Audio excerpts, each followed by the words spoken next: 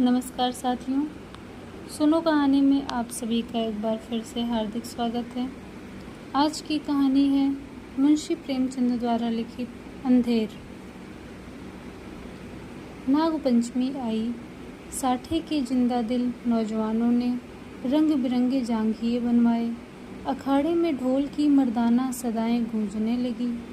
आसपास के पहलवान इकट्ठे हुए और अखाड़े पर तंबोलियों ने अपनी दुकानें सजाई, क्योंकि आज कुश्ती और दोस्ताना मुकाबले का दिन है।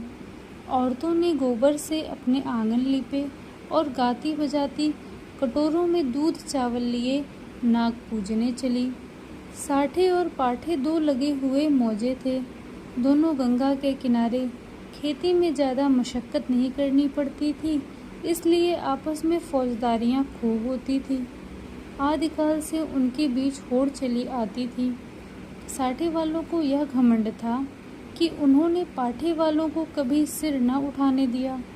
उसी तरह पाठे वाले अपने प्रतिद्वंदियों को नीचा दिखलाना ही जिंदगी का सबसे बड़ा काम समझते थे।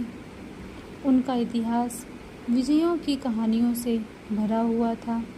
पाठे के चरवाहे यह गीत गाते हुए चलते थे, साठे वाले कायर, सगरे पाठे वाले हैं सरदार। और साठे के धोबी गाते, साठे वाले 60 हाथ के, जिनके हाथ सदा तरवाल। उन लोगन के जन्म नसाए, जिन पाठे मान लीन अवतार। गरज आपसी होड़ का यह जोश बच्चों में माँ दूत के साथ दाखिल होता था, और उसके प्रदर्शन का सबसे अच्छा और ऐतिहासिक मौका यही नागपंचमी का दिन था। इस दिन के लिए साल भर तैयारियां होती रहती थी। आज उनमें मार्के की कुश्ती होने वाली थी। साठे को गोपाल पर नाच था, पाठे को बलदेव का गर्रा। दोनों सूरमा अपने अपने फरीक की दुआएं और आरजुएं लिए हुए अखाड़े में उतरे। तमाशाइयों पर चुंबक का सा असर हुआ।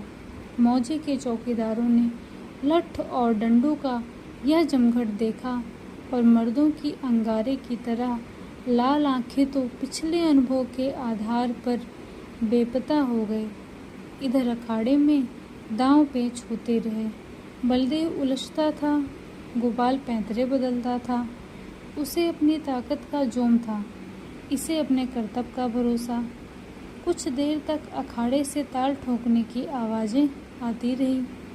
तब यकायक बहुत से आदमी खुशी के नारे मार मार उछलने लगे। कपड़े और बर्तन और पैसे और बताशे लुटाए जाने लगे।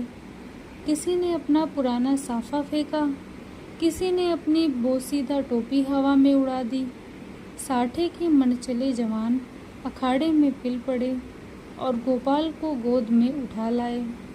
बलदेव और उसके साथियों ने गोपाल को लहू की आंखों से देखा और दांत पीस कर रह गए। 10 बजे रात का वक्त और सावन का महीना। आसमान पर काली घटाएं छाई थी। अंधेरे का यह हाल था कि जैसे रोशनी का अस्तित्व ही नहीं रहा। कभी कभी बिजली चमकती थी, मगर अंधेरे को और ज़्यादा अंधेरा करने के लिए मेढकों की आवाज़ें जिंदगी का पता देती थी, वरना और चारों तरफ मौत थी। खामोश, डरावने और गंभीर साठे के झोपड़े और मकान इस अंधेरे में बहुत गौर से देखने पर काली काली भीड़ों की तरह नजर आते थे। न बच्चे रोते थे, न औरतें गाती थी। पवित्र आत्मा बुढ़े राम नाम न जपते थे, मगर आबादी से बहुत दूर कई पुरशोर नालों और ढाक के जंगलों से गुजर कर ज्वार और बाजरे के खेत थे, और उनकी मेड़ों पर साठे के किसान जगह जगह मड़ैया डाले खेतों की रखवाली कर रहे थे। तले जमीन, ऊपर अंधेरा, मीलों तक सन्नाटा छाया हुआ। कहीं जंगली सूअरों के गोल, कहीं नील गायों के रेवड़। चिलम के सिवा कोई साथी नहीं, आग के सिवा कोई मददगार नहीं। जरा खटका हुआ और चौंक पड़े। अंधेरा भय का दूसरा नाम है। जब मिट्टी का एक ढेर एक ठूंठा पेड़ और घास का ढेर भी जानदार चीज़ें बन जाती हैं। अंधेरा उनमें जान डाल देता है। लेकिन यह मजबूत हाथों वाले, मजबूत जिगर वाले, मजबूत इरादे वाले किसान हैं कि यह सब सख्तियाँ झेलते हैं ताकि अपने भाइयों के लिए भोग विलास के सामान तैयार करें। इन्हीं रखवालों में आज का हीरो साठे का गौरव गोपाल भी है, जो अपनी मड़ैया में बैठा हुआ है और नींद को भगाने के लिए धीमे सुरों में यह गीत गा रहा है। मैं तो से नैना लगाए पछताई रे। अचानक उसे किसी के पाँव की आहट मालूम हुई। जैसे हिरन कुत्तों की आवाज़ों को कान लगाकर सुनता है, उसी तरह गोपाल ने भी कान लगाकर सुना। नींद की अंगाई दूर हो गई। लठ कंधे पर रखा और मड़ैया से बाहर निकल आया। चारों तरफ कालिमा छाई हुई थी और हल्की हल्की बूंदें पड़ रही थी। वह बाहर निकला ही था कि उसके सर पर लाठी का भरपूर हाथ पड़ा। वह त्योराकर गिरा और रात भर वहीं बेसुध पड़ा रहा। मालूम नहीं उस पर कितनी चोटें पड़ी। हमला करने वालों ने तो अपनी समझ में उसका काम तमाम कर डाला, लेकिन जिंदगी बाकी थी। यह पाठे के गैरतमंद लोग थे जिन्होंने अंधेरे की आड़ में अपनी हार का बदला लिया था। गोपाल जाति का अहीर था, न पढ़ा न लिखा, बिल्कुल अक्खड़। दिमाग रोशन ही नहीं हुआ तो शरीर का दीपक क्यों खुलता। पूरे 6 फुट का कद, गठा हुआ बदन, ललकान कर गाता तो सुनने वाले मील भर पर बैठे हुए उसकी तानों का मजा लेते। गाने बजाने का आशिक होली के दिनों में महीने भर तक गाता। सावन में मल्हार और भजन तो रोज का शगल था। निडर ऐसा कि भूत और पिशाच के अस्तित्व पर उसे विद्वानों जैसे संदेह थे। लेकिन जिस तरह शेर और चीते भी लाल लपटों से डरते हैं, उसी तरह लाल पगड़ी से उसकी रूह असाधारण बात थी। लेकिन उसका कुछ बस न था। सिपाही की वह डरावनी तस्वीर जो बचपन में उसके दिल पर खींची गई थी, पत्थर की लकीर बन गई थी। शरारतें गई, बचपन गया, मिठाई की भूख गई, लेकिन सिपाही की तस्वीर अभी तक कायम थी। आज उसके दरवाजे पर लाल पगड़ी वालों की एक फौज जमा थी। लेकिन गोपाल जख्मों से चूर, दर्द से बेचैन होने पर भी अपने मकान के अंधेरे कोने में छिपा हुआ बैठा था। नंबरदार और मुखिया, पटवारी और चौकीदार रोब खाए हुए ढंग से खड़े दरोगा की खुशामद कर रहे थे। कहीं अहीर की फरियाद सुनाई देती थी, कहीं रोना धोना, कहीं तेली की चीख पुकार, कहीं कमाई की आंखों से लहू जारी। कलवार खड़ा अपनी किस्मत को रो रहा था। फोहश और गंदी बातों की गर्म बाजारी थी। दरोगा जी निहायत कारगुजार अफसर थे।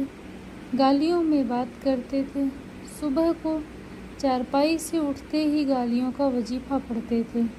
मेहतर ने आकर फरियाद की, हुजूर अंडे नहीं हैं। दरोगा जी हंटर लेकर दौड़े और उस गरीब का भुरकुस निकाल दिया। सारे गांव में हलचल पड़ी हुई थी। कांस्टेबल और चौकीदार रास्तों पर यूं अकड़ते चलते थे गोया अपनी ससुराल में आए हैं। जब गांव के सारे आदमी आ गए तो वारदात हुई और इस कमबख्त गोपाल ने रपट तक ना की। मुखिया साहब बेंत की तरह कांपते हुए बोले, हुजूर अब माफ़ी दी जाए।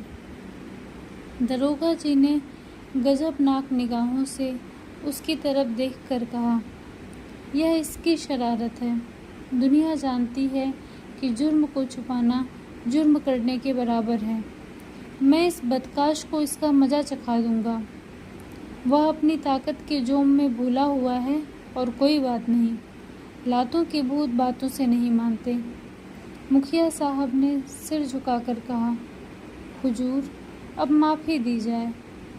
दरोगा जी की त्योरियां चढ़ गईं और झुंझला कर बोले, अरे हुजूर के बच्चे, कुछ सठिया तो नहीं गया है? अगर इसी तरह माफ़ी देनी होती तो मुझे क्या कुत्ते ने काटा था कि यहाँ तक दौड़ा आता? न कोई मामला न मामले की बात, बस माफ़ी की रट लगा रखी है। मुझे ज़्यादा फुर्सत नहीं है, नमाज पढ़ता हूँ। तब तक तुम अपना सलाह मशविरा कर लो और मुझे हंसी खुशी रुस्खत करो, वरना गौस खां को जानते हो, उसका मारा पानी भी नहीं मांगता। दरोगा तकवे व तहारत के बड़े पाबंद थे। 5 वक्त की नमाज पढ़ते और 30 रोजे रखते। ईदों में धूमधाम से कुर्बानियाँ होती। इससे अच्छा आचरण किसी आदमी में और क्या हो सकता है।